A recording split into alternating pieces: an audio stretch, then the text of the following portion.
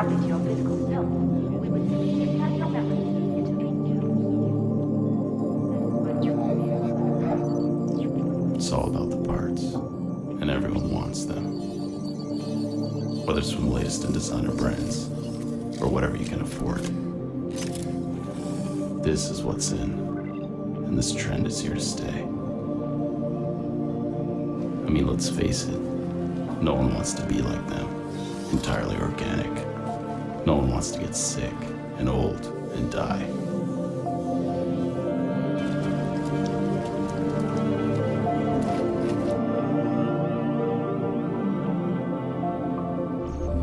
My only choice was to enhance, even if it meant stealing that prototype.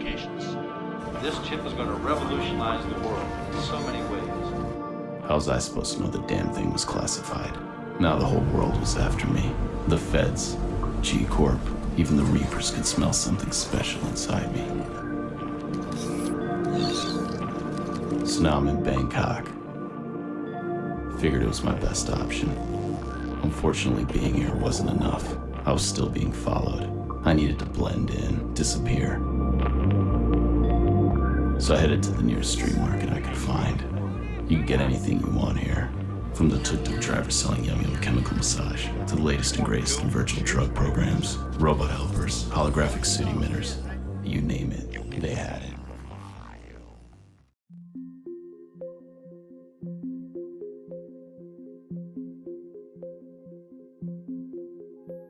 It looks like a whole lot of nothing. An undeveloped area about 45 minutes west of downtown Phoenix off I-10 near Tonopah.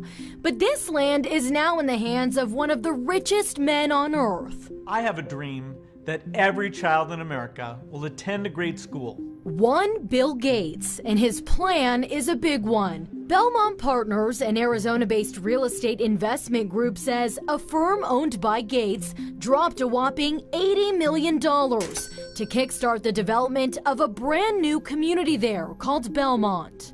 The end goal? Turn this blank slate, roughly the size of Tempe, into its own smart city.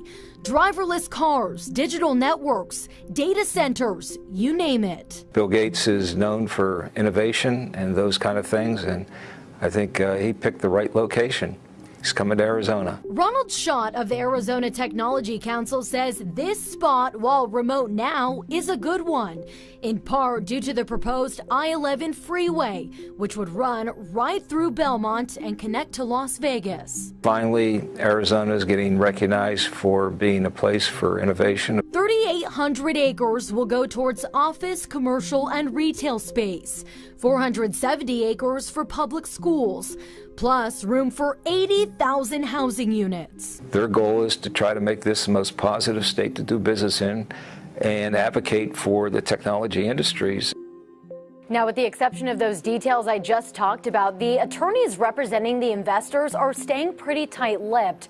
They're not commenting on when construction will start or if Microsoft will be opening an office there. Bianca Bono, 12 News.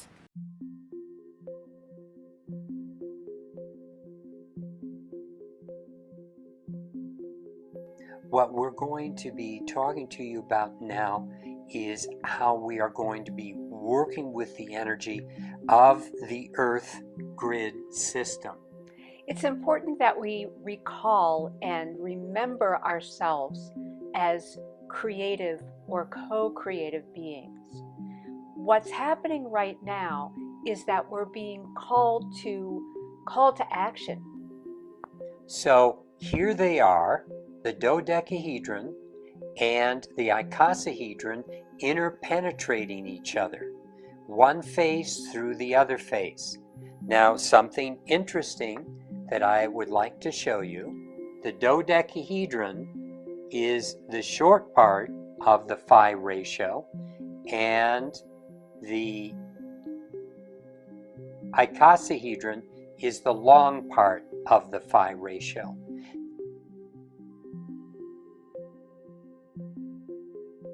This means that they create a phi ratio relationship, and this shape has often been understood to be the grid that is going around the planet.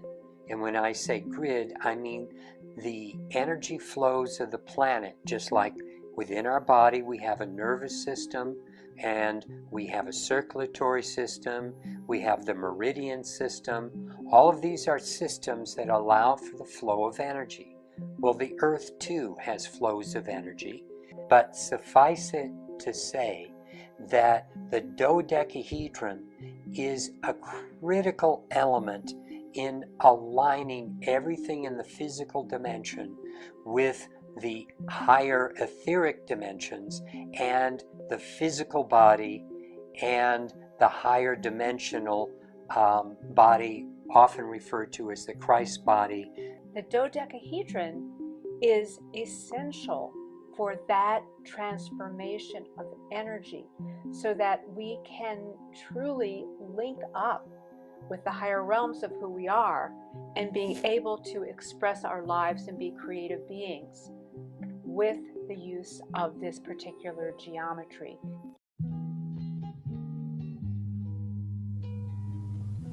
The powers that be believe there are powerful grids and vortexes that operate all over the Earth.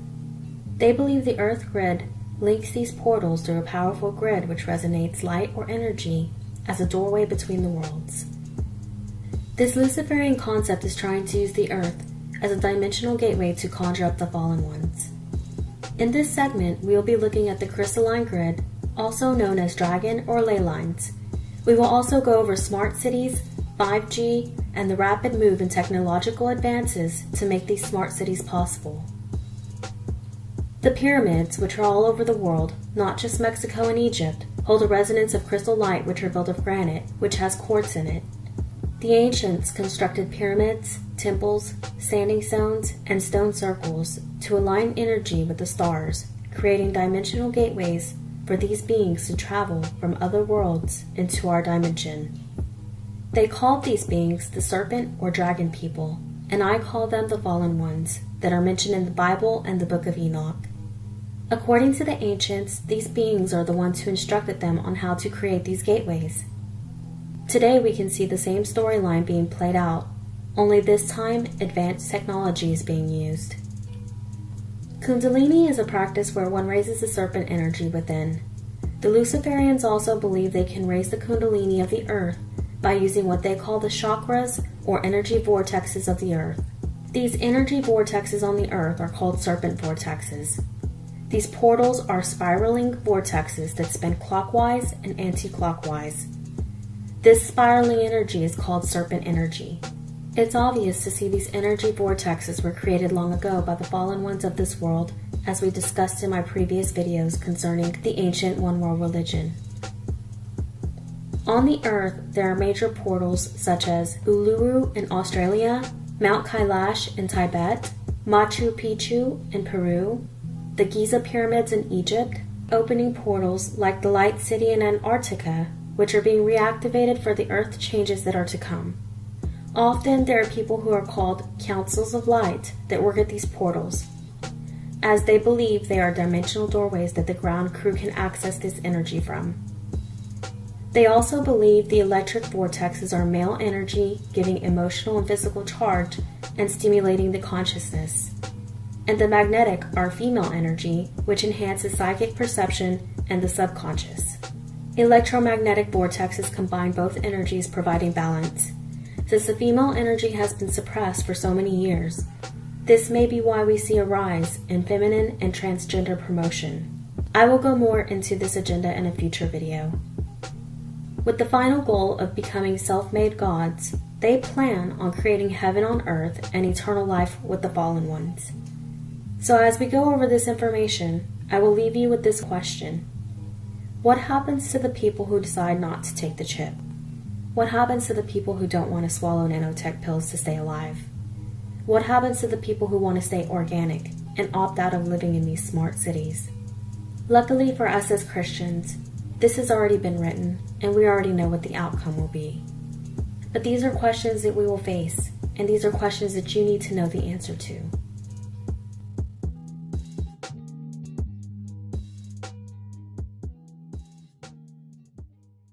The left, all of it, The entertainment media, politicians, Hollywood studio liberals, screenwriters, actors, college professors and administrators, NGOs, social justice warriors, liberal philanthropists, nutty philosophers, the news media, warped sociologists, man-caused climate change cheerleaders, music industry executives, mind-rot authors, atheist scientists, you name it, the whole lot of them, and anyone else who would fit under the anti-God umbrella.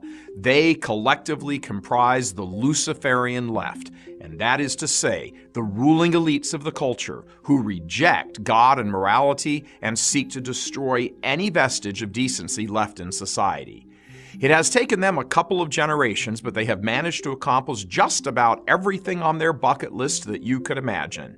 In just the space of my lifetime, we have accepted no-fault divorce, contraception, abortion, shattered families, single parenthood, test tube babies, designer babies, surrogacy motherhood, open sexuality, instant access pornography, the corruption of higher education, same-sex marriage, a giant welfare state, the destruction of the middle class, crippling debt, a no one is accountable approach. Yet, everyone goes to heaven. There is no hell. Most people respond that they are basically good people. Yet, this is how evil operates. It commits heinous acts. It hypocritically goes after others doing the same things, usually less, and takes the moral high ground all the while it lies, deceives, it covers up, it bullies, it threatens, it extorts, it kills. Then it denies, looks the other way, feigns ignorance, and when it can no longer deny it, feigns shock, disbelief. It is appalled. I was just sick. I was shocked. I was appalled.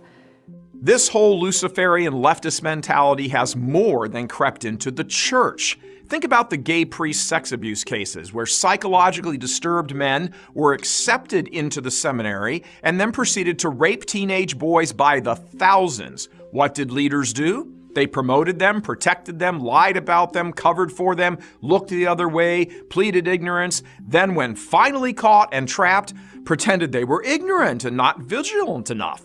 And now, these same men are sitting atop the largest meltdown of the church in world history, liquidating the patrimony of millions of immigrants, allowing liars in collars and miters to pervert the faith, corrupt young minds, destroy the liturgy, keep silent on the greatest Holocaust in the history of humanity, advance sodomy as a gift from God, convert the church into a giant social justice agency, and so on.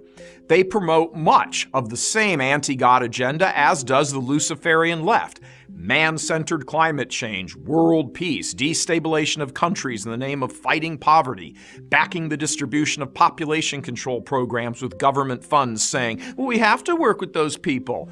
Where exactly is the line between these two worlds again? You want to remind us? Evil is evil whether it wears a swastika or a hammer and sickle or hides behind a hypocritical do-good cultural agenda or dresses up in church robes to destroy that same church from within by teaming up with the evil agents in the name of good. Can you imagine for just a moment, what the last day is going to look like? Dear God, all the sins and crimes against God and man all seen together at the same time and the same place for the entire human race, and then the final judgment. All this evil, intended evil, the plotted overthrow of good, the perversion of truth, the trillions and trillions upon trillions of mortal sins committed by tens of billions of humans, many of whom worked tirelessly to normalize and establish these evils as actual goods. The most exciting, by far the most important part of our Florida project, in fact, the heart of everything we'll be doing in Disney World will be our experimental prototype city of tomorrow.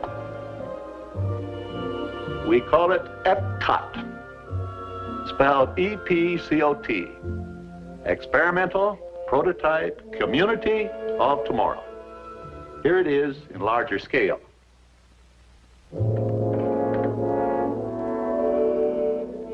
Epcot will take its cue from the new ideas and new technologies that are now emerging from the creative centers of American industry.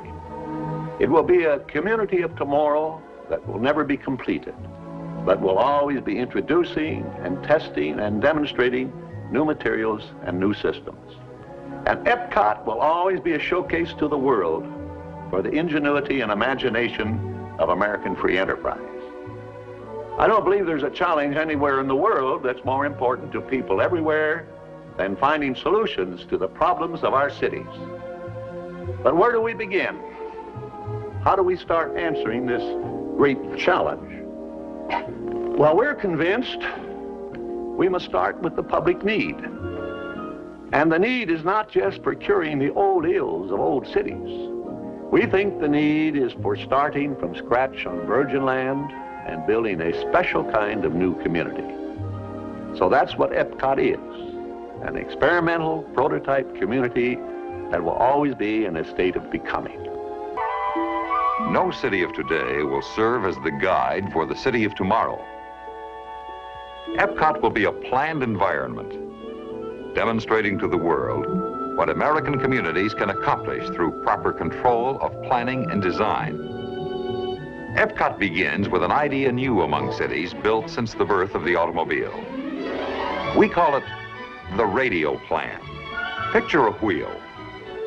Like the spokes of the wheel, the city fans out along a series of radials from a bustling hub at the center of Epcot. A network of transportation systems radiate from this central hub, carrying people to and from the heart of the city. These transportation systems circulate to and through 4 primary spheres of activity surrounding the central core. First, the area of business and commerce. Next, the high-density apartment housing. Then the broad greenbelt and recreation lands. And finally, the low-density neighborhood residential streets. Epcot's dynamic urban center will offer the excitement and variety of activities found only in metropolitan cities: cultural, social, business, and entertainment.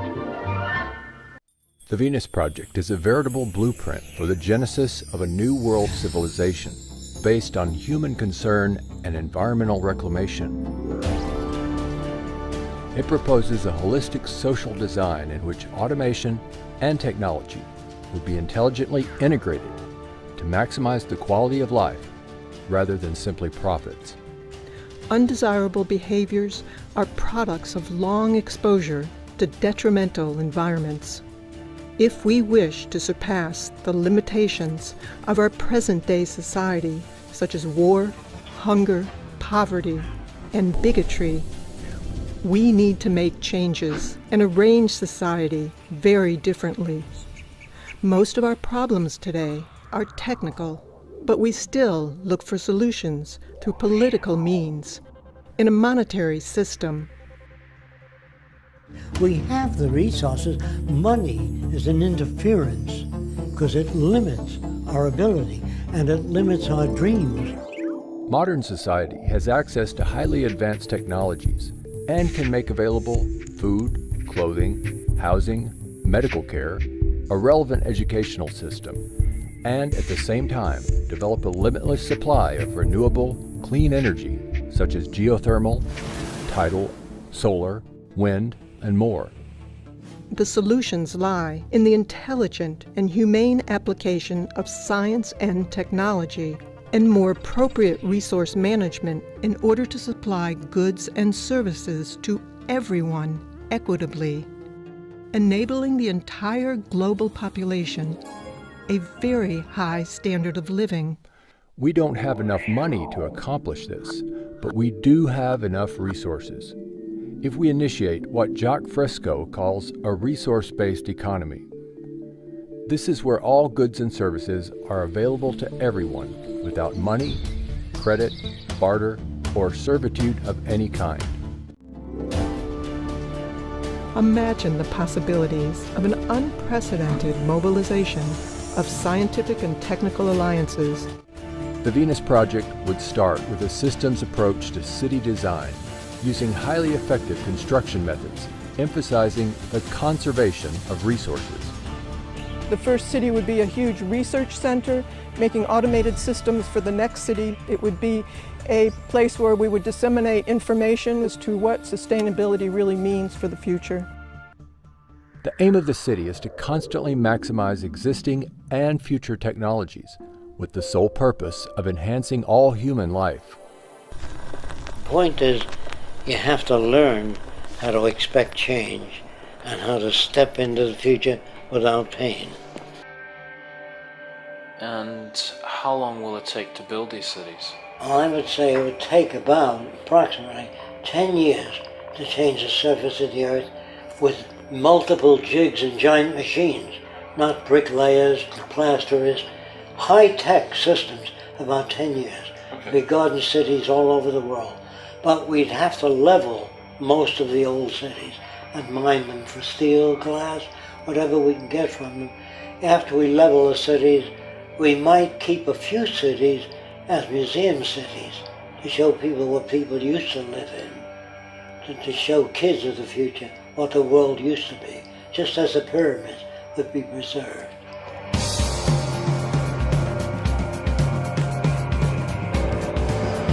This is inside the new city. You see it around? This is just where people live. Flowers, gardens, no slums, no street people. No slums, no street people. When Masons came to America, they practiced their trade in the same way they had in Europe, embedding secret codes within the design and foundation of the American colonies. In the 1920s, an Englishman named Alfred Watkins noted a series of straight tracks or lines upon the Earth's surface that seemed to connect the ancient monuments and holy sites around the world. What he found was that in a number of cases, a number of these monuments were aligned in dead straight lines that extended from a few miles to, in some cases, many miles. He coined the term ley lines to describe and to explain these alignments. Watkins believed that there are some type of grid lines that run through the earth, of lines of energy or magnetism or electromagnetism or some other kind of attraction over the earth, and that's what he described as ley lines. Watkins believed that the builders of these sites were aware of these lines that ran through the earth and that they intentionally built these monuments on these lines. While Watkins' findings were not openly received by all, his views have been most often embraced by members of the esoteric community. In the occult, there's this concept of ley lines, L-E-Y, which are lines of force that some people say are like the acupuncture points of the earth. And you always want to build things on a ley line. All of the great cathedrals of Europe are built upon these ley lines, which are like currents of power. These currents of power are thought to have magical significance. Some believe they act as portals for spirits to travel to and from the ancient monuments that fall within these alignments. But the question remains, were such power lines important to the builders of early American cities? Were they aligned with a secret purpose in mind? It's very important where the pyramid of Khufu is built, the Great Pyramid. And it's very important where Stonehenge is built. There are several great circles that ancient monuments are aligned with. And in some cases, ancient and modern development is aligned with. This might sound a little strange, but I think it's like dreaming with your eyes open. You're just so convinced that what you're seeing in front of you that you know is sort of unreal. You know that it feels so real. Everest conquered. The New Zealander Edmund Hillary got his first mail and congratulatory telegram. Accessing e-government services securely is easy with an electronic or mobile identity. another complex process simplified by Gemalto. For EID, I use my card with my PIN or fingerprint for authentication. And then comes the behind-the-scenes bit. Coesis eGov manages authentication as a service for service providers. It checks my PKI signature and verifies from an external server that my identity is still valid. Then I can access whichever e-services I want. To set up a mobile ID, I need my EID card plus a PC with a reader, or an NFC smartphone, or a public kiosk. I prove my identity with my EID and then enter my mobile number. The eGov server checks my eligibility with my mobile operator. With my subscription and SIM checked, I complete my application using my EID PIN or fingerprint. Then I'm asked to choose a PIN for mobile ID. A new space is created in my SIM card. A third server verifies the request and creates a certificate, which means I can now use my mobile ID. And access my e-services portal with my mobile, or indeed any connected device. The latest breakthroughs. Turns out one of the biggest discoveries is actually this tiny. See how small that is? This little chip may be the next big thing, and it sounds like it's right from a sci-fi movie, but people all over the world are implanting these into their wrists. So I asked my producer, Dean, to find out more about this cutting-edge technology and what it could mean for your health.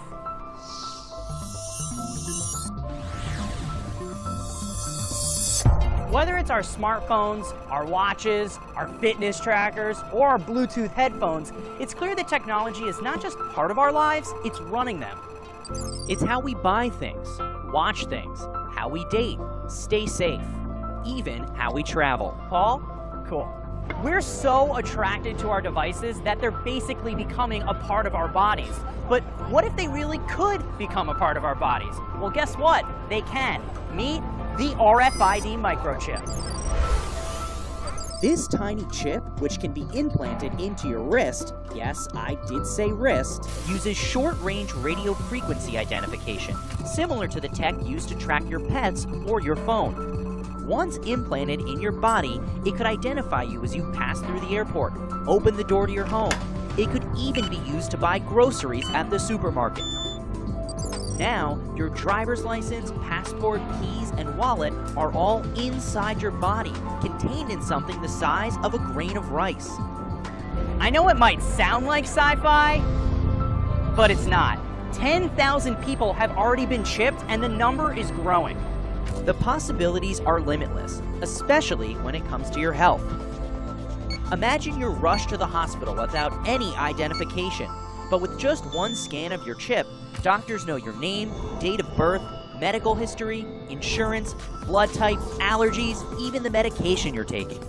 This chip in your wrist won't just change your life, one day it might just save it. And that's why this little RFID microchip is the next big thing. But where we're headed, and let me tell you, 1 minute, is these devices are now capable of actually recording dreams, but not in a very granular way. In a very primitive way, they can actually capture and identify what a person is dreaming.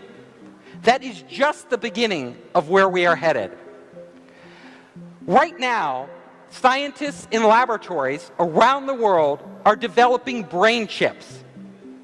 Now, these are chips that can be inserted into the brain, and they are wireless. And let me show you. They have actually had a monkey that broke its back. So its spinal cord was severed. The monkey was paralyzed from the waist down. But they inserted a chip in the monkey's brain, and then they inserted another chip in its lower spine. And they allowed the brain to communicate with the lower spine. As soon as they did this, the monkey could walk again. That is amazing. Totally amazing. So they could actually transmit the thoughts of the monkey wirelessly to parts of the body. But it gets even more amazing than that. So they now have, in a laboratory, monkeys with chips in their brain. And then they have an electric wheelchair. And just by thinking, Just with the thought of the monkey, they can drive the wheelchair around. Think about that. If a monkey can do that, what could you do if you had that chip in your brain? They have also done experiments with monkeys with a chip in their brain and a robotic arm. And the monkey, just by thinking, can reach out and grab something like food and feed itself. That is amazing if you think about it. So the monkey's thoughts are actually able to control things outside their body. So when we start to think about the future, about where technology is headed, this is where we're going. We will have brain chips in humans. And the people who will get those brain chips first are people who suffer from severe medical conditions. So if you have a severe medical condition, like you're paralyzed from the neck down, or you suffer a brain disorder like Alzheimer's disease or Parkinson's disease, and that brain chip can restore your quality of life, would you hesitate to get the chip? No, of course not. You would say, put the chip in my brain.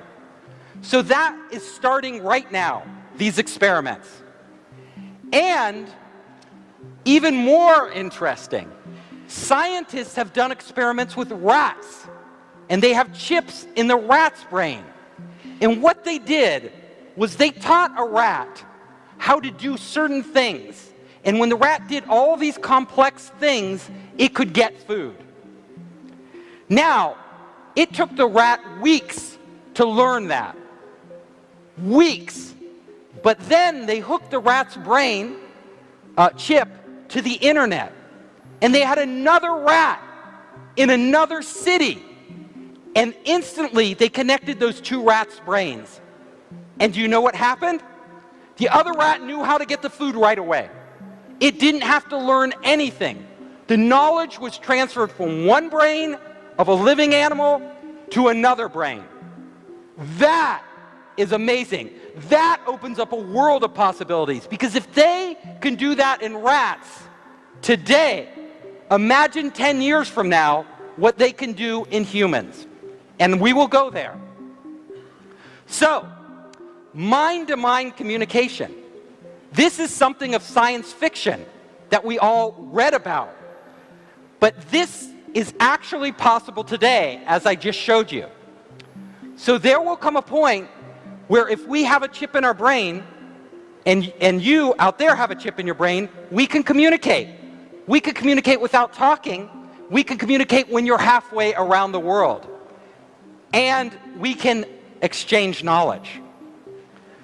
So, if you look at a world where we have these chips that are connected to the internet, all of a sudden, every piece of information on the internet becomes accessible to our minds. Now, when we look back at today and we have to go to Baidu or Google and type it in, that will seem so primitive. Nobody will do that. You will just think, what knowledge do I need? And it will appear there for you to use. But it gets even weirder, stranger. Because we will not only be able to transfer knowledge, but we will be able to transfer memories. Now, so you could have an experience like skydiving, and all of a sudden you could transfer that experience to a friend, and all of a sudden they have experienced what you have experienced. It gets even weirder, because we will be living our lives as our lives. We know our lives and our memories, but you will all of a sudden have access to anybody's life who wants to make it available to you. People will open source their lives so others can download pieces of their lives and experience those things. That will be really strange. We won't know the difference between our own memory and a memory we acquired from someone else. Think about that. It gets even stranger.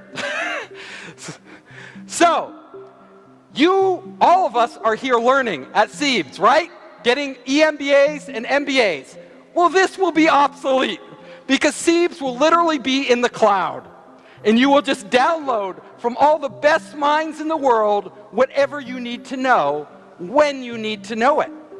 Our brains we will no longer have universities as we have them today. That will change. Information will be on demand. Information will be commoditized. Knowledge will be commoditized. All of us will be smarter, have infinite amounts of storage, and infinite access to information. It will be unheard of. We will no longer be this isolated human being. We will be connected to everything. So, you can imagine not only will we be able to get knowledge, but we can actually have full experiences in our head. So right now we have these clunky VR units that we have to put on. But in the future, you can just download a whole environment and actually live in it. And all of you might think, this is not real. But do you know every night when you dream, those dreams are real. No matter how fantastic your dreams are, they are real. You feel like you're really there. Our brains have that capability already built in. All it takes is the technology to stimulate and transfer the right images in our brain so our brain creates them, and then we will live like the difference between us dreaming and reality will be blurred. We will be spending a lot of time outside our bodies. So, think about this. You, as a human being right now, are trapped in this body. But once you are connected to the internet, you are no longer trapped in your body. You can actually be anywhere at any time that any other person or any other device is getting sensory information. So there could be a robot on Mars, and you could literally tap into the robot on Mars, and it would be like you're on Mars. It could totally recreate the experience, including the sensations, the physical sensations, like everything of you being on Mars. You can live through other people, your favorite pop star, your favorite scientist. You could be in Elon Musk's head right now, walking around doing what he's doing, if Elon Musk allowed you to do that. It gets so strange because our senses now, we have our 5 senses of our body. But suddenly, if we are connected to a world of intelligent machines and intelligent sensors all over, we will no longer have 5 senses. We will have access to hundreds of sensory input, infrared, right? All these UV, all these different types of senses that we never even experienced before. It will radically change how we perceive existence. So if you start to go down this path, you see, we won't even be, our life today will be totally alien to us. We will be living in a whole nother reality that is blending information, sensory information, data information, memories, all of this from all around the world in this vast internet. And that will and can happen. So let's go even further. Experiencing other lives. So all of us experience things in our life. But now we will be able to have many lives. You can have many lives because you can access other people and other places and live through them. And if you want to think about this, it can be almost like heaven. Why do I say this? Because if you study every major religion in the world, every religion, Buddhism, Christianity, Hinduism, what those religions promise us is that we will escape our bodies in the future. We will go to some heaven or nirvana or a state of non-being or a state of inclusiveness with everybody. No longer will we and our consciousness be confined to our bodies as an individual. In fact, if you look at us right now as a human being, if I feel pain, if I'm in pain, nobody else can feel the pain I feel. If you're in pain, I can't feel your pain. I can feel sorry for you, I can empathize with you, but I cannot feel your pain. But in this world, we will actually be able to feel the emotions of other people. You can actually not just transfer data and sensory information, but emotions. I would know your pain, you would know our pain, and human beings would never be alone.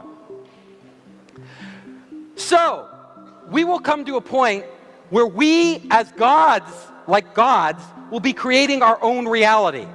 We will be redefining what the human experience is for the first time in history. This can happen, and it will happen, but what we want to think about is this. Technology is really powerful. The internet, being connected, is really powerful, but we've already seen in a very primitive way, just with our cell phones, these primitive devices, how it can totally change our life. Like all of our lives are changed by WeChat. All of our lives are changed by the internet. Well, we are embarking on a path now where we will become the internet. The internet will become us. They will be inseparable. We'll have our storage and everything else all over the place. And when we do that, we have to understand that this is a big responsibility. It's something we as a society, we as the human race, must think about very, very carefully. Because imagine, people can hack your cell phone now. People can hack your computer, and it can be bad. They can steal your banking information, take all your money. They can steal your identity, but they can't really hurt you. In the future, though, if somebody hacks into your head because it's connected to the internet, they can steal you. They could actually steal you. They can implant memories in your head that you don't have. They could erase memories. They could control you in ways that you wouldn't even know you're being controlled. Is this scary? So I painted on the hand a heaven, but there is also a hell, right? This is heaven and hell. We are on the cusp of this technology that is so powerful and has the potential to so radically transform our lives and our existence, and we have to be very careful about how we do this. We don't want people controlling us. So think about this. Think very carefully. Everybody in this room are very smart people. You're all highly educated. We are going to be making these decisions that lay the groundwork for this technology in our lifetime. And those decisions will affect the rest of humanity more than any decisions we have made in the past. I needed a new look. It was the only thing I could think of to shake him off my tail.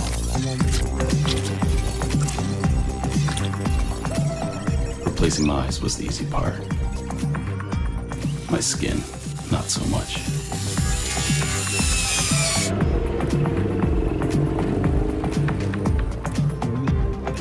Once the painkillers kicked in, I arranged to meet an old acquaintance of mine. If anybody could get me the new body signature I was looking for, it was definitely X. He insisted on meeting me in a crap hotel in the heart of the red light district. Mr. Foreign Man was passing through, and their eyes burned holes in my pocket. The working enhanced knew how to sell. They could be anything you wanted. Girl, boy, lady boy.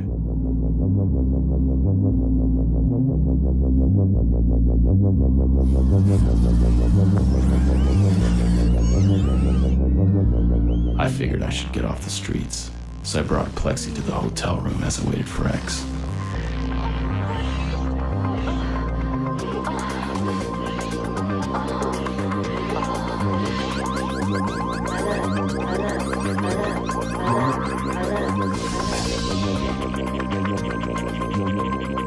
If my compadre doesn't hurry his ass up, they'll light me up and cut this chip right out of me.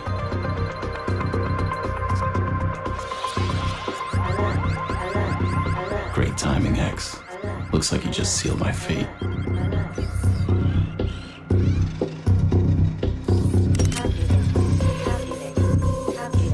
I was gonna be dead in a matter of seconds. This version of me is, anyway. After all, I am one of them now. The unreal. And being unreal, I guess, does have its perks. From the day you enhanced, your memories have been storing themselves secretly inside you. Our services consist of backing up those memories for safekeeping. If something were to happen to your physical self, we would simply implant your memories into a new you. That is why it is crucial to sign up for our daily backup program, so you never lose a moment of your life. Strive to live forever, and join the millions of augmented people who have taken this step. You know what to do, Kay. Just click the button below, and all of your fears about death will never haunt you again. It's him. Take him down. What about the interaction? You have hand controllers in 3 dimension, in VR. So you can paint using this tool called Tilt Brush from Google. You're now able to paint in 3 dimensions. What used to be really difficult to create 3-dimensional models are now literally a child's game. And we've only seen the first incarnation of virtual reality, because so far you're isolated. You're one person in there, you're doing something for yourself. But very soon we will see multiplayer systems in virtual reality, which allows you to collaborate over distances. Imagine painting or working or meeting someone in virtual reality, having a presentation or anything in this. This boundless. And Facebook recently launched something called Facebook Spaces, which is an example of that. Here you can meet out and hang out with your friends and play tic-tac-toe, for example. So we're already seeing this during this year, but it will be even more social during the next year. But both of these technologies are part of the umbrella term called mixed reality. And mixed reality is really the blending of the real world and the digital world. And these glasses will eventually be able to switch seamlessly between augmented reality and virtual reality. And eventually we will have, very soon, within 2 years, we will have glasses that can project digital information right onto your retina. And that will be very, very realistic. Eventually it might be indistinguishable from the real world. And I think my favorite futurist, Kevin Kelly, he sums it up pretty well. The word real is going to be one of the most relative words we know. So what are the ethical implications on all this? We've seen that this is really powerful for your brain. So what if someone assaults you in the virtual world? Should that be considered a crime? We've seen how it can increase empathy. What about the opposite? What if someone creates a world where you can rape or kill someone, like in Westworld? Should that be considered a crime? Who makes up all these laws, and who enforces them in virtual worlds? If these virtual worlds are so immersive and so good, are we going to want to stay in that world and give up our meat body and live in the matrix? And what I want to talk about is at the very bottom. So integrating a lot of different things in new technologies and making it very small. So tiny sensing, ultra low power computing systems, and how we can go about doing these. So where do we have computing today? I mean, most of you are aware of that we are using this for number crunching data in the cloud, where we have supercomputers, massive amount of computers doing these analytics. And we also have our smartphones and the portable devices that we are carrying around that are linked to this cloud and can capture things. But there is another side of it, which is to the very end, which is about small miniaturized devices that can sense things in the environment, on us, maybe in us, and sending data maybe through our smartphone, but into the cloud and being able to do some analytics on those. So we start out with a silicon computer. So silicon is the material that we are doing our computers on today. And just to give you an idea of the background of this may be the first silicon computer. I'm not quite sure if it is the first, but what is interesting here is that it was done in 1969, and it's a very, very simple computer. It's actually just a logic gate with 3 inputs. But it was one of the first ones to show that we could actually integrate these small transistors on a single silicon device. Now, having small devices, this is the Intel Atom processor when it's taken out of its box. And you can see it's not much larger than a grain of rice. It has 50 million transistors on it. So already there you can do a lot of computation. Now, if we look at it, this is the size of 50 square millimeter, so very tiny computer we can do. But this one is only the digital part. This is only the computer itself. We don't have the sensors, we don't have the batteries, we don't have the energy harvesters, we don't have all the sensory parts of it. So in order to make it a real computer, we need to add all these things. And that is why it tends to grow in size when you put it into the box. But today, this is believed to be the smallest computer, full computer. It's nicknamed Smart Dust because it's the size of 1 cubic millimeter. And it contains the computer, the memory, a number of sensors. It has a radio to communicate. It has batteries. And it also has solar panels to recharge. And this one is at the edge of a dime. This is very, very small. And it also has a digital camera. So when you put the lens on it, it gets a little bigger. Now this is a full computing device, and if you have them this small, you can start thinking about what you can use them for.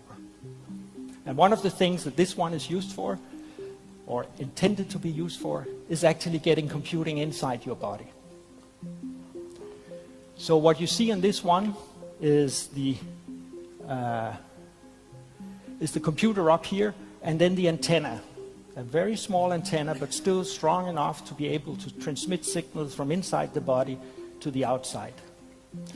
And what you see, it's lying on the tip of a syringe, so it's a syringe needle. So it is really small.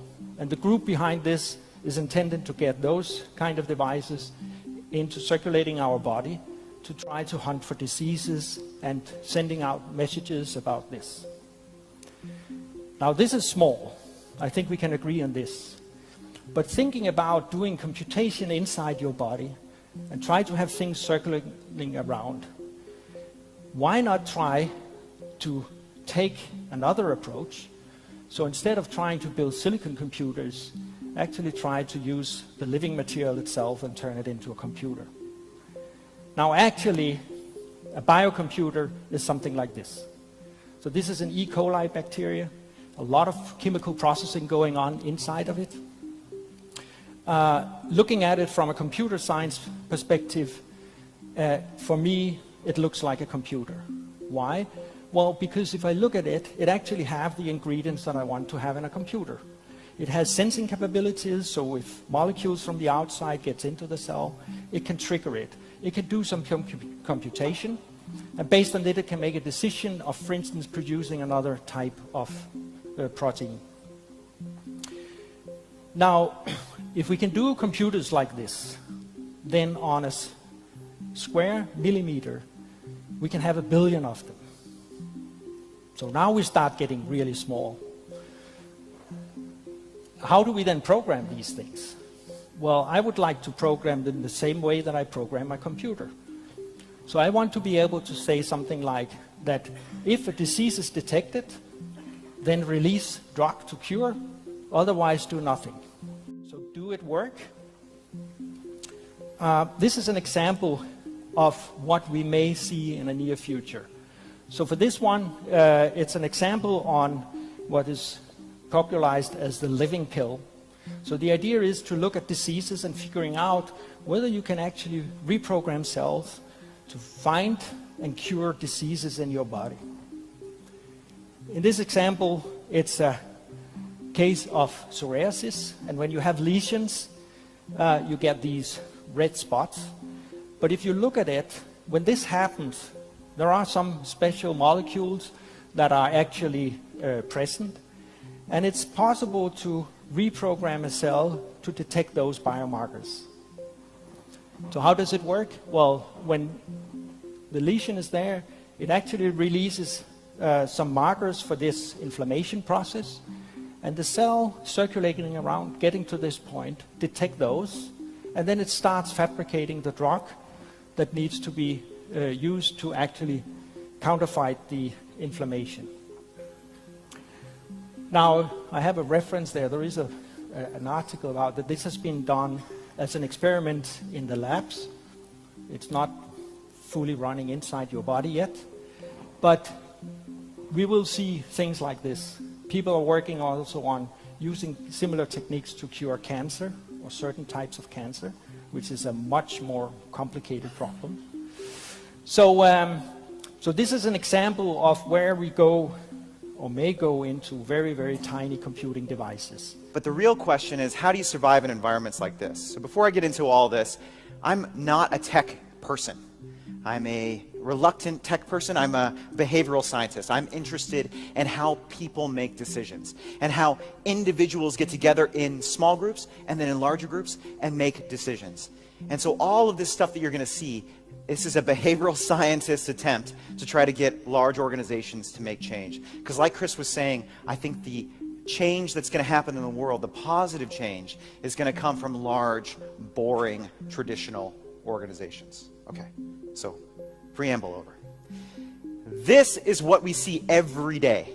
We have these retail or whatever apocalypses that are going on, a retail Mageddon.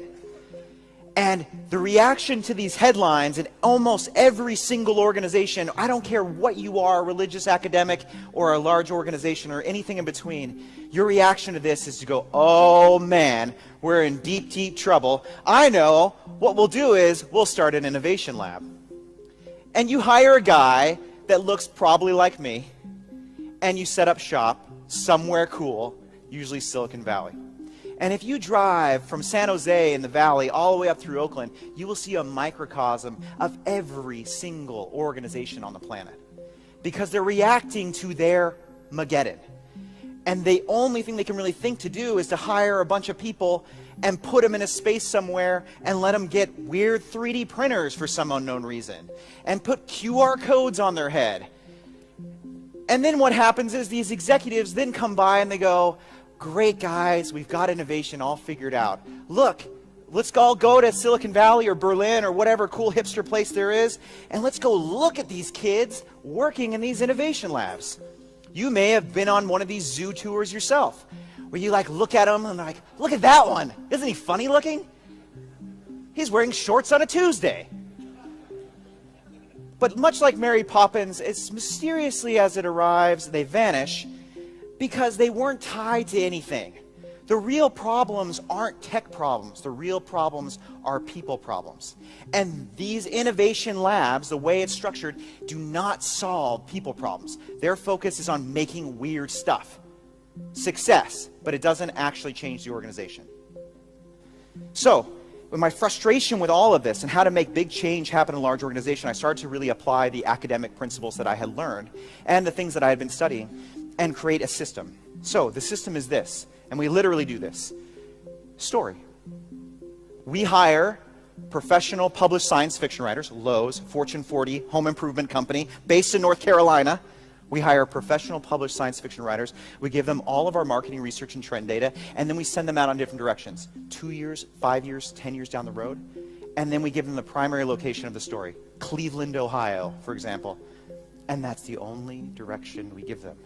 And then they come back with stories of a probable convergence of people and tech trends and how that might actually play out. Think Back to the Future Part 2. Right? There's a lot of stuff going on in that story, and they got a lot of things wrong, but they got a lot of things right, specifically athleisure. And so then we turn those real stories with characters, conflict, and narrative arc into stories. And the reason why we do that is that your brain, back to the hardware and software system, is set up to love and receive stories. So much so that you don't even realize how much you love it. Back to the alien thing, when the aliens finally come down or reveal themselves, anybody, second chance, anybody want to talk about it? No? All right. You, sir, you kept putting your head down. That's twice now. I've got some questions. When they finally come down, the thing that makes us truly unique is story. It's not our ability to use tools. Other animals do that. It's not our ability to think through problems. Other animals do that. I think it's our ability, it's our love and need for stories. Think about it. If you have a good day, if you have a bad day, what do? You open up a book, you turn on Netflix, you will let stories wash over you. once again, what it does is it allows you to get over what is happening right now and think about the possibility, much in the way that startups speak and think. But that's not all. It's not just story, it's not just comic books, it's a whole system of behavioral change. And one of those biggest things is actually based here in Denmark through my good friend, Dr. Thomas Ramsøy, who actually helped set up a company called Neurons Inc. that he runs. It's actually quite large. They're here today and set up outside. So what we do is once we have these stories, then we literally put EEG headsets using applied neuroscience, the solution that Neurons runs, and we run through these stories both with customers and then also with our executive team. So our executive team is wearing an EEG headset while they're reading these stories. And then I can sit in the back and go, you know what, guys, they're mostly men. You know what, guys, I noticed that this section here, no one's talking about it, but I can tell that a lot of you are very upset by this. Our brains are information gold mines, packed with information that we have not really tapped into. By using applied neuroscience, now we're at the stage that we actually can do that. Lowe's Innovation Labs use neuroscience to test every key step of a new technology that they have developed. How do consumers respond to something that they have not even thought of before? What about a robot in a store? How about 3D printing? How about virtual and augmented reality? Lowe's Innovation Labs and Neurons go back to some of the research and the tools that I have used academically for commercial use. Neurons was born because Carl pushed me to do it. The EEG headset, I would think of it as kind of a microphone for the noise that's going on in your brain. We can actually see the different parts of the brain lighting up. And what this does is it creates experience for understanding what's working and not working.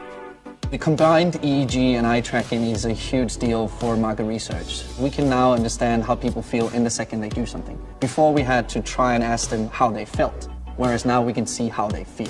So we can tell if you'll like it, we can tell if you don't like it, and then we can further optimize in order to make the experience better or more intuitive. And that's why we're investing in applied neuroscience.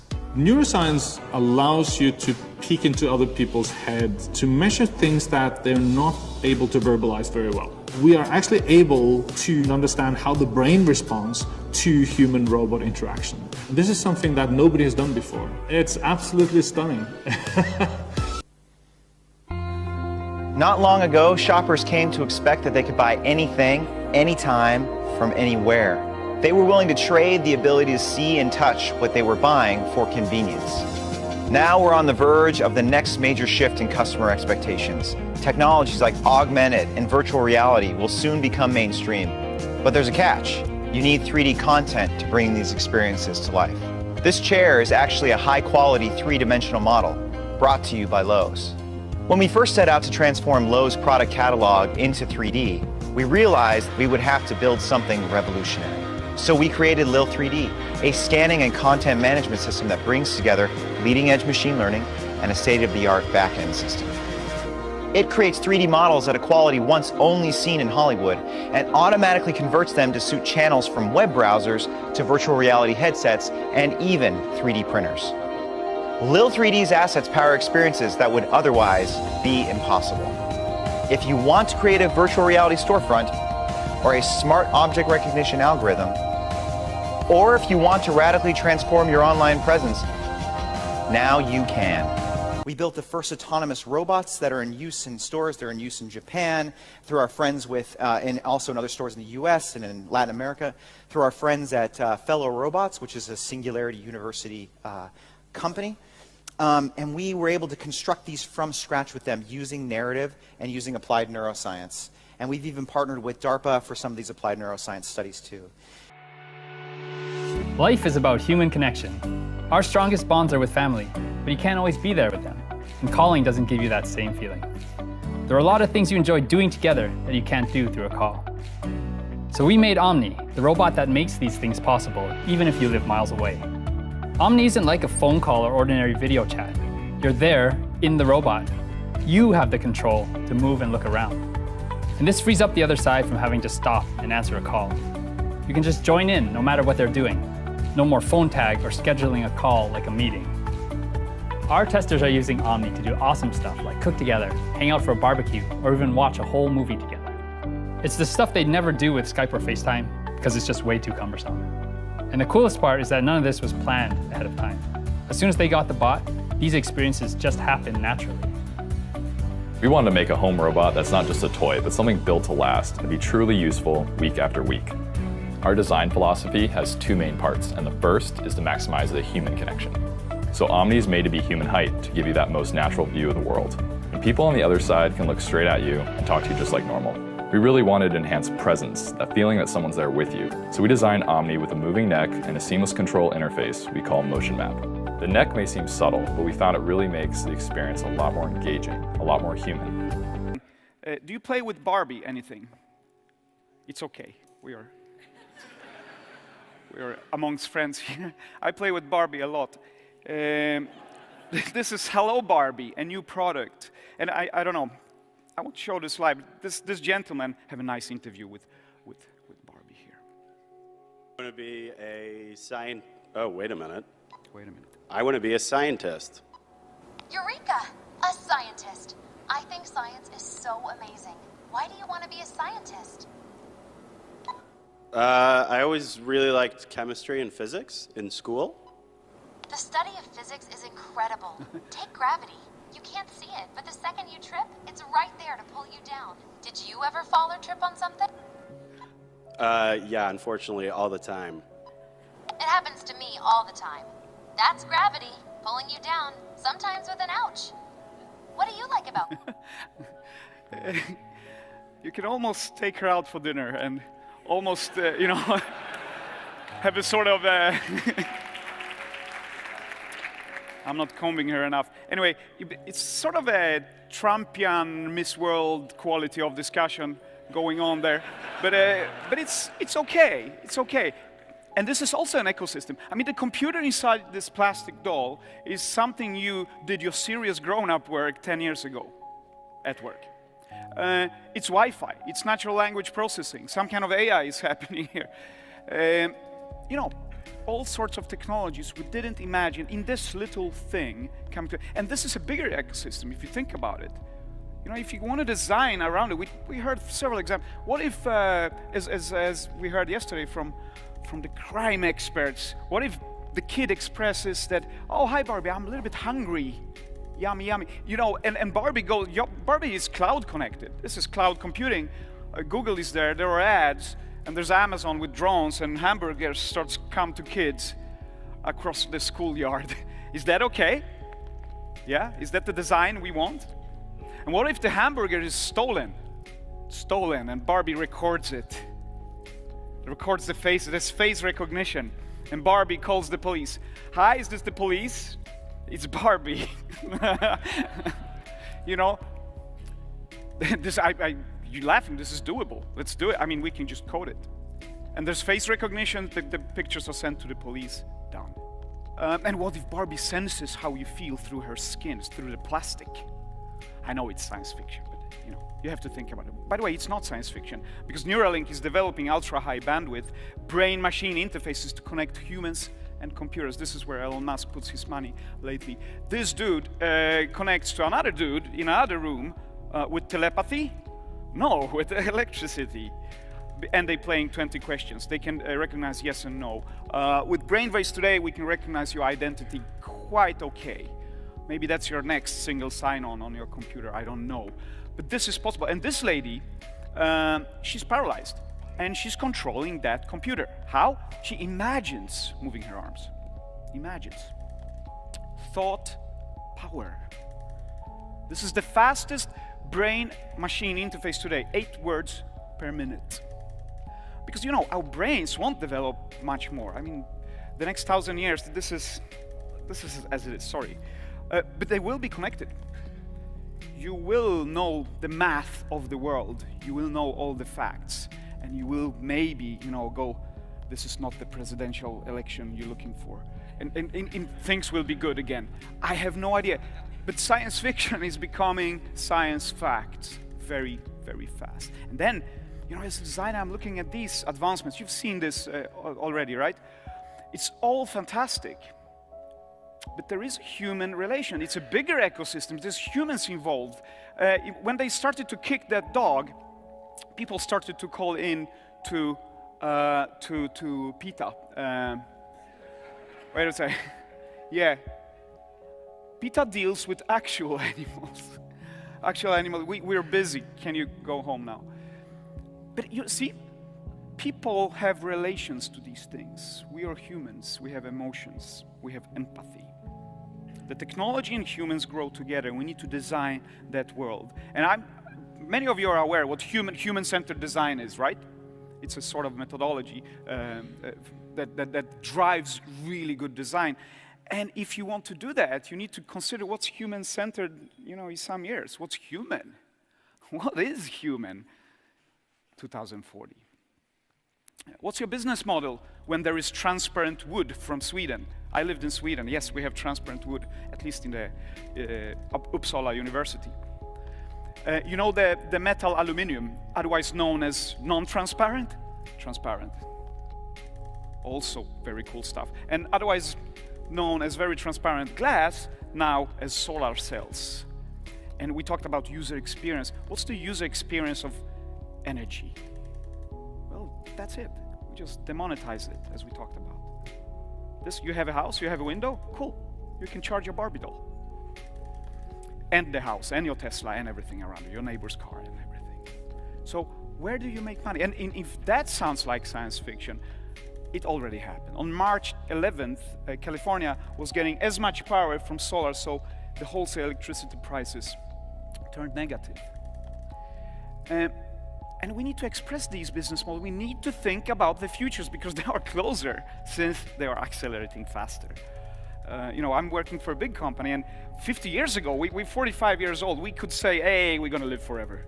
Give me my pension. That is not true anymore. Because if we don't act like we do, we become meaningless. Feel the taste of meaningless and see if you want to be that. And we have too little poetry here, I feel, during the day. So here it comes. You're a ghost driving a meat-coated skeleton made from stardust, riding on a rock. Hurtling through space, so fear nothing.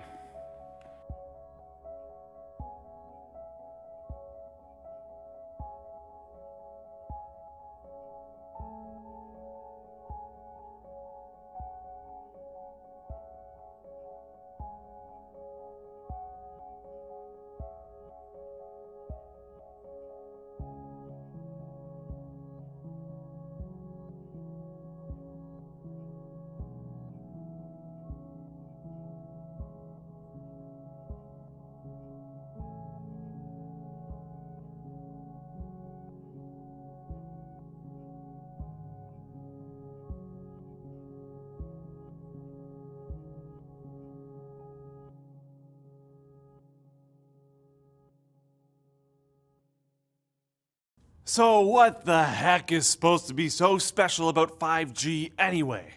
Well, it's being centered around the idea that the Internet of Things, that is, connected devices that enable self-driving cars, automated homes, and more, will become very important in the near future, and that mobile data networks will need to be very robust to handle it all. With wearables, appliances, vehicles, mobile AR and VR devices, and so on, expected to push so much traffic through mobile data networks, with some devices needing as many as multiple gigabytes per second, we will need not only faster overall speeds, but also lower latency. Imagine if your self-driving car took half a second too long to make a critical turn, and suddenly you've got a huge dent in your fender, or more frighteningly, in your body. Part of this awesomeness is due to 5G's usage of higher frequency waves, which also gives it a much greater capacity for beamforming. Before we delve deep into our discussions of 5G, let's first take a quick look at how mobile networks have evolved over the years to present day. We begin as early as the mid-40s, ranging to the late 70s with 0G, also referred to as the mobile radio telephone. This technology was essentially communication via analog radio, with switchboard operators required to connect calls. For most of the lifespan of 0G, its commercial use was primarily limited to being installed in vehicles as it was very large. Progressing to the early 70s, 0G became truly mobile as the technology was miniaturized enough to be carried by a person, and switchboard operators were no longer required. A few years later, in 1981, the first generation of mobile networks was established with 1G. Radio technology was miniaturized enough to fit inside a single device with no wires protruding, allowing communication devices to take on a more mobile phone-esque shape. 1G, like 0G, still used analog signals, so it was limited to transmitting just voice with speeds up to 2 kilobits per second. Progressing towards the early 90s, in 1992, 2G was introduced. At this point, mobile phones were small and affordable enough to garner massive attention from the general public, which kickstarted the mobile phone revolution. 2G introduced digital standards which allowed for short text messages to be sent and had speeds ranging from 14 to 64 kilobits per second. As the network matured with releases of 2.5 and 2.75G, speeds saw increases up to 144 kilobits per second. Moving forward roughly another 10 years, in 2001 3G made its debut. 3G was the first mobile broadband solution and integrated high-quality video, data, and voice, essentially bringing the mobile phone online, with speeds initially ranging from 144 kilobits per second up to 2 megabits per second. With 3G, adoption of mobile phones spread like wildfire. Initially only a product for older generations began to be purchased and given to children as well.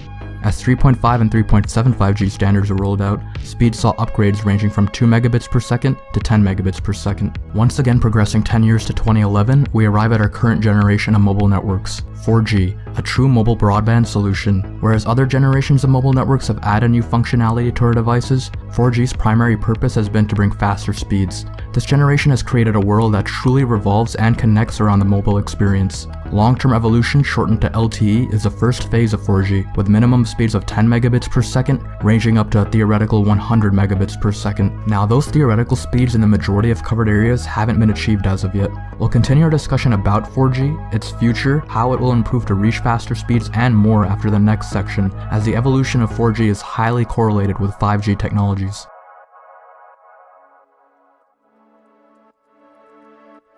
"5G is on pace to improve many aspects of current generation mobile networks. Some of these major factors include speed, latency, bandwidth, energy consumption, and more.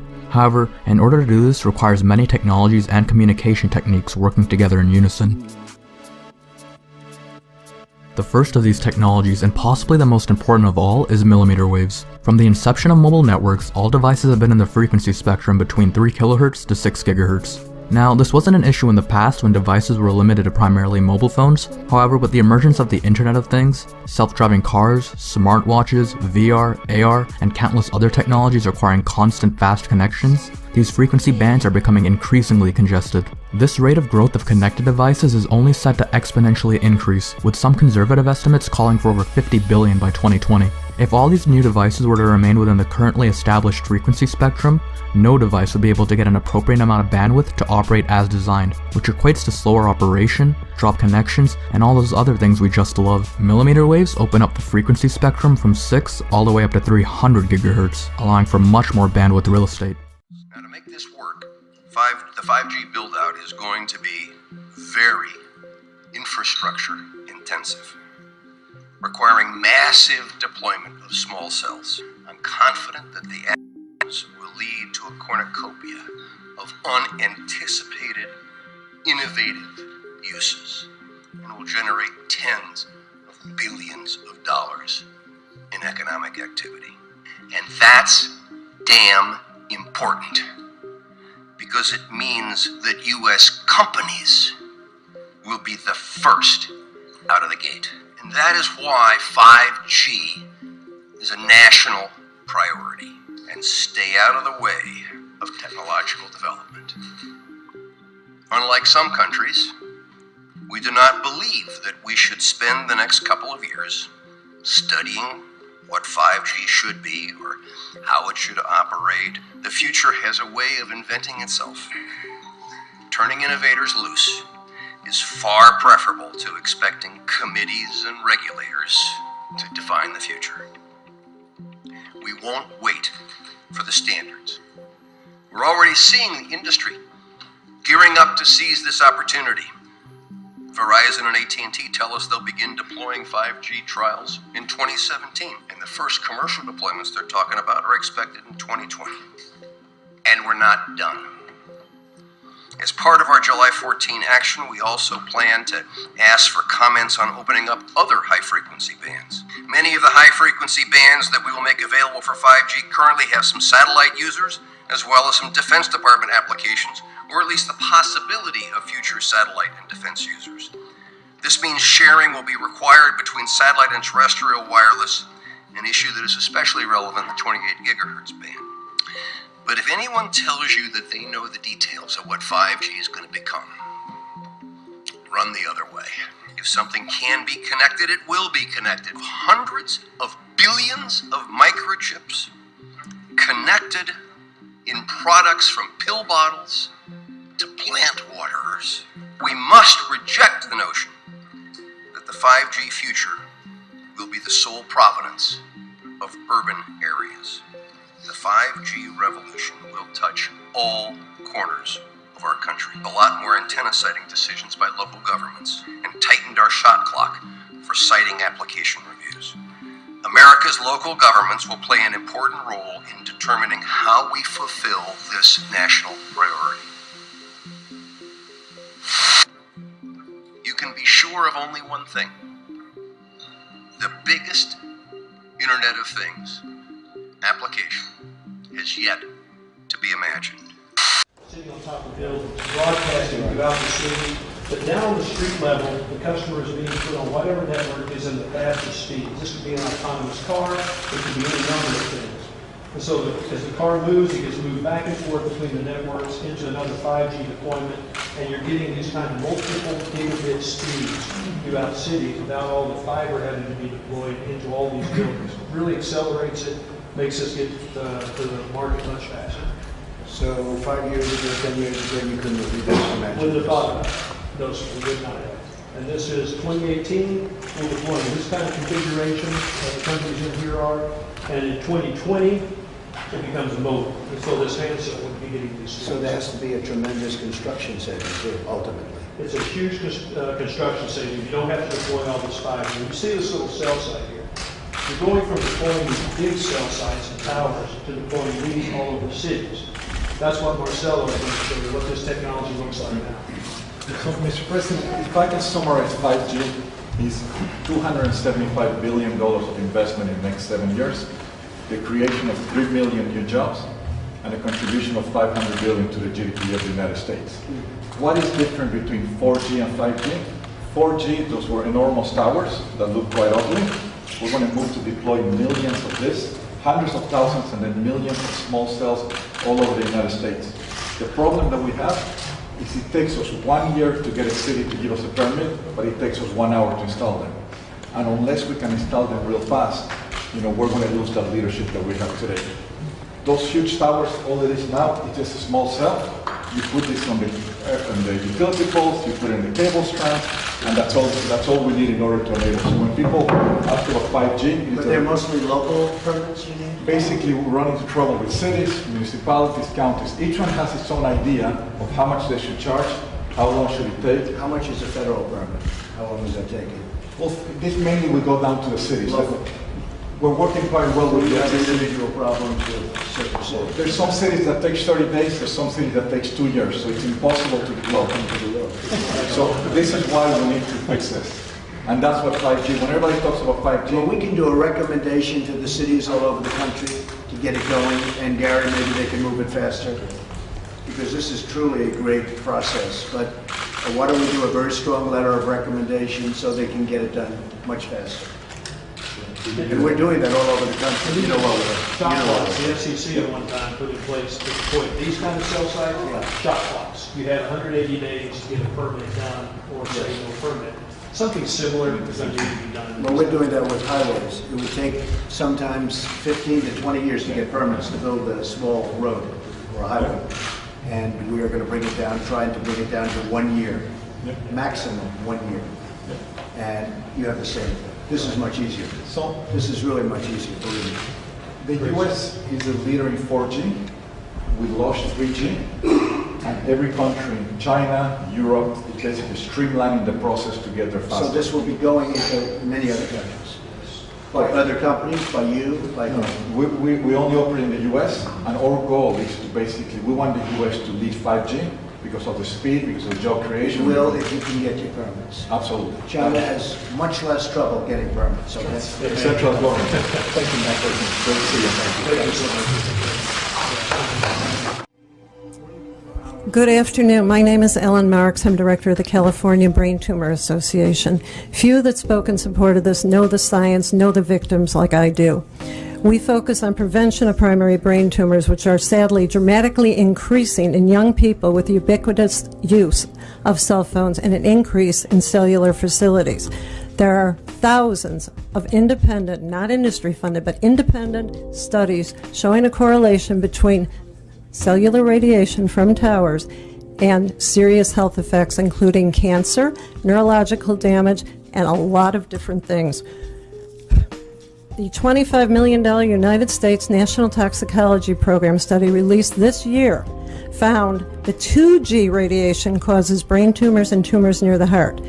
We do not advocate against this technology, yet we must find a better solution to balance the need for technology and save our most precious resource of all, human life. The American Academy of Pediatrics has expressed concerns to the FCC that children, and that could be your children, my grandchildren, are especially vulnerable to this radiation. Few here, I said before, know the science like I do.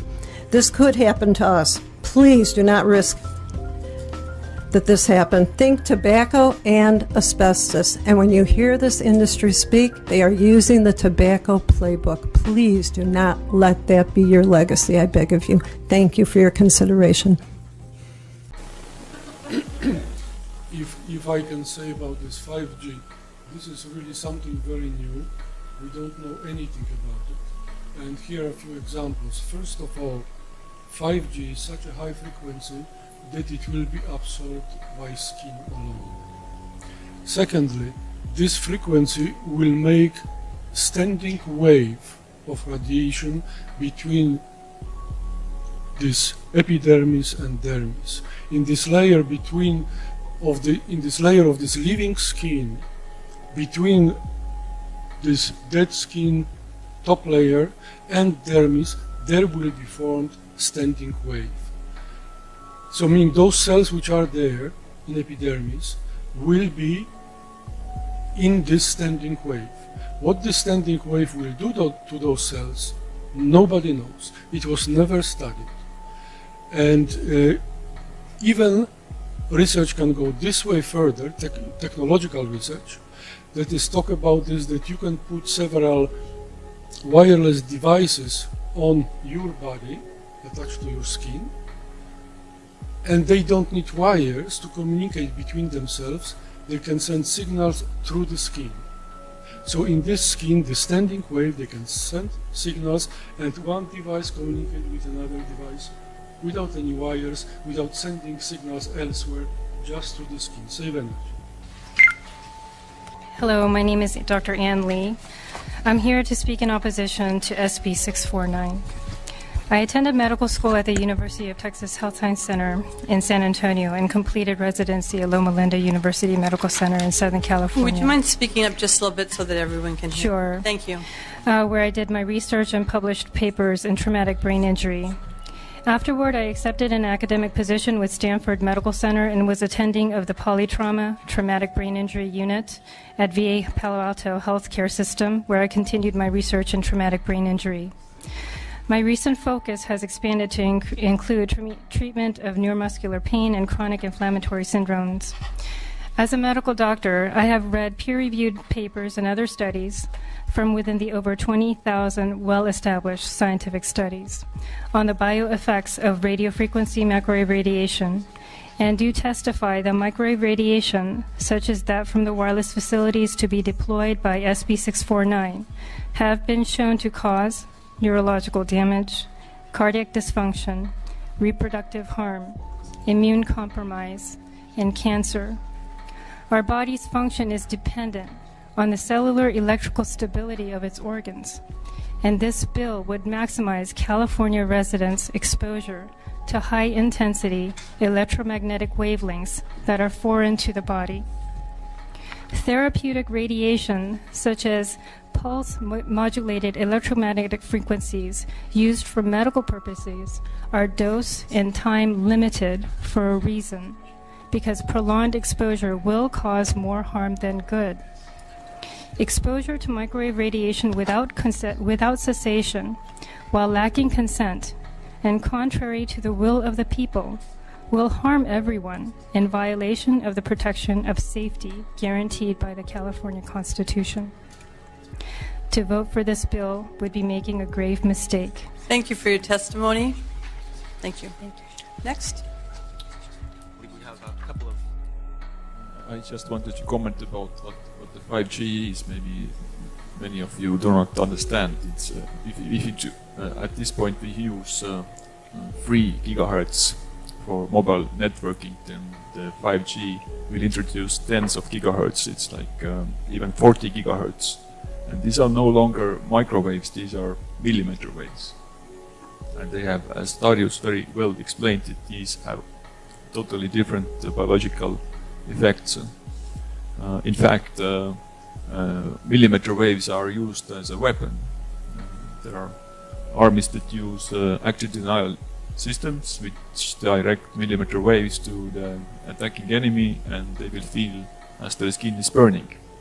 Of course, these weapons use much more higher intensity power as we expect from the 5G, but it is also interesting to know that already for a period of 10 years or so on the market there are millimeter therapy devices which are very low power, less than 1 milliwatt, and these are used to change the metabolism of the cells, and these are mainly used in Russia and the former Soviet Union states. In the West, these devices are not so well known, but they indeed have a biological effect, and these are very, very low power devices, and they're based on the resonant effect on the cells and on water molecules. One of these frequencies is 42 gigahertz. What happens when you get to that really bad boundary, when the wavelength of your energy approaches the dimensions of your biological structures? All those assumptions now collapse, and you actually really have to consider how the interaction is going to be. So we started this work way back in 2008 when we'd actually seen images similar to this for the first time of human skin. This is an OCT image of living human skin. OCT is optical coherence tomography. Basically, it's a method of imaging the skin as skin. That we happen to have a very high-end vector network analyzer which could send a signal anything from 75 gig all the way up to 110 gig onto the skin of a person and read what comes back. It's a simple experiment, if you put it that way. So what we did, we made a nice little protocol. We measured the hands of people while they sat there calmly. Then we made them run around this particular campus 2 or 3 times, so they came back extremely stressed, sweating profusely, dried their hands so we wouldn't have any problem, and measured the hand again, and looked at what we could see. What we could see resulted in this particular article published in 2008, where we basically stated that these things could work like helical antennas. But the sweat duct was an integral part of the mechanism for the absorption of energy, electromagnetic, between 75 to 110 gig.